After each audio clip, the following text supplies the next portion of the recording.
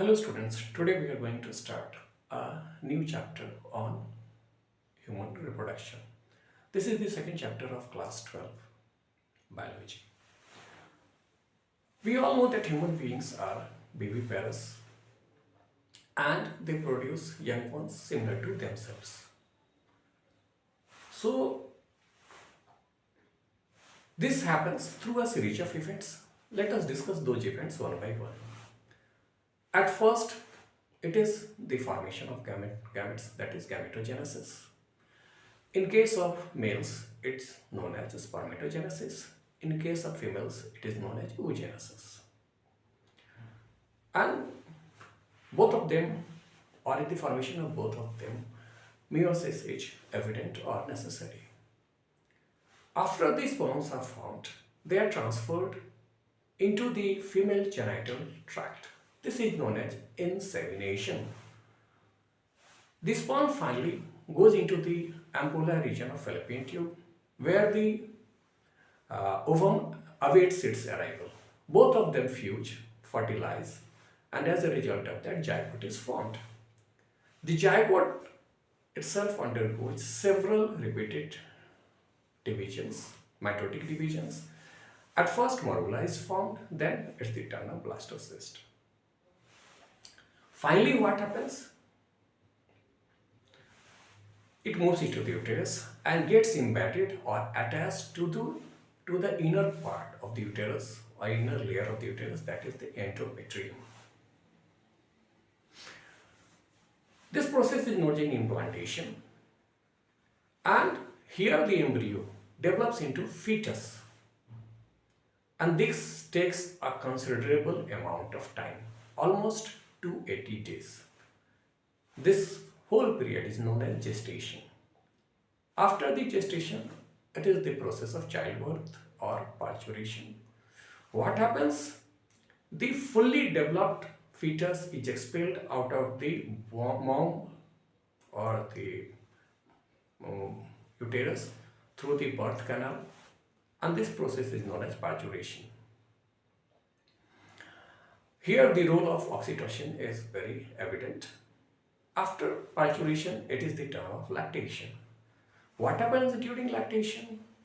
The mother of the newborn develops the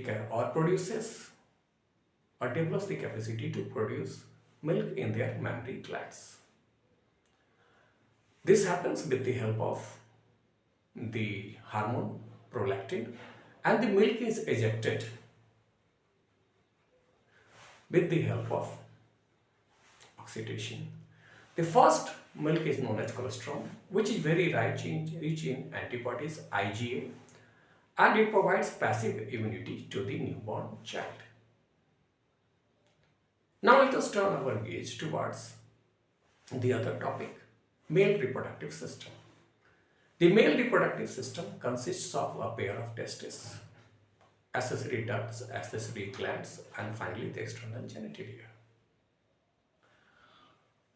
Let's discuss them one by one. At first, we will discuss about testes. What is testes? So it is oval in structure and it is surrounded by a bag-like structure known as scrotum.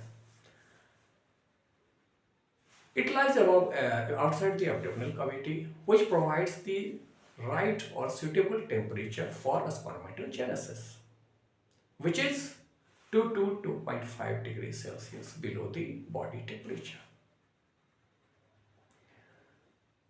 Inside each testis, you can say, each testis we find lobules, and each lobules consist of 1 to 3 seminiferous tubules. Inside the seminiferous tubules, we have male germ cells or spermatogonia and also Sertoli cells. So what is the role of the male germ cells or spermatogonia? They give rise to sperms, while the Sertoli cells provide them nourishment to the developing sperms. There are spaces between the seminiferous tubules, and in that space lies Leydig cell or interstitial cells. The Leydig cells produce testosterone, male hormone, responsible for secondary sexual characteristics in males, and it also plays a significant role in the formation of male sperms. Then what happens? The role of accessory ducts come into fore. The sperm now moves from seminiferous tubules to rete testis, from rete testis to vasa efferentia. From vasa efferentia, it gets collected or stored in a very high coil structure known as epididymis. Here the sperms mature and they move into the vas deferens.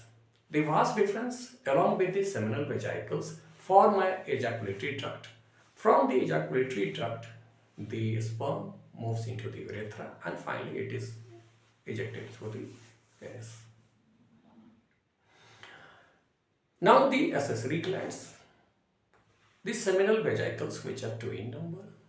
We have the prostate, 1 in number, and the bulbourethral gland or Cowper's gland, which is responsible for the lubrication of penis.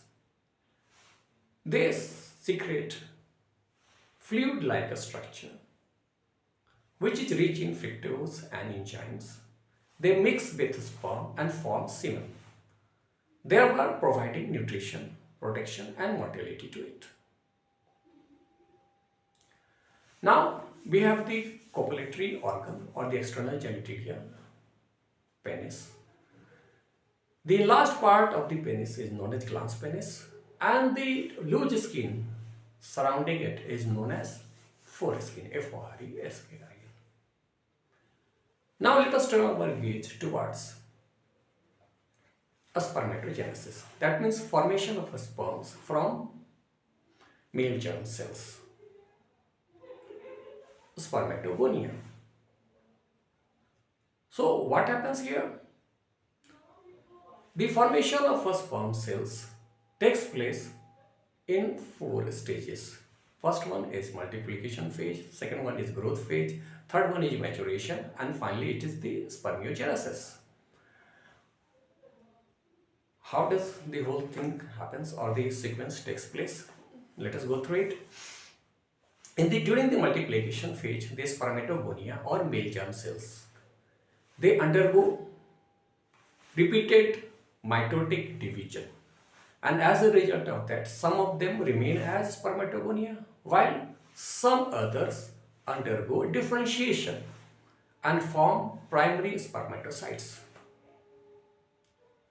Now the growth stage, these primary spermatocytes, they grow in size and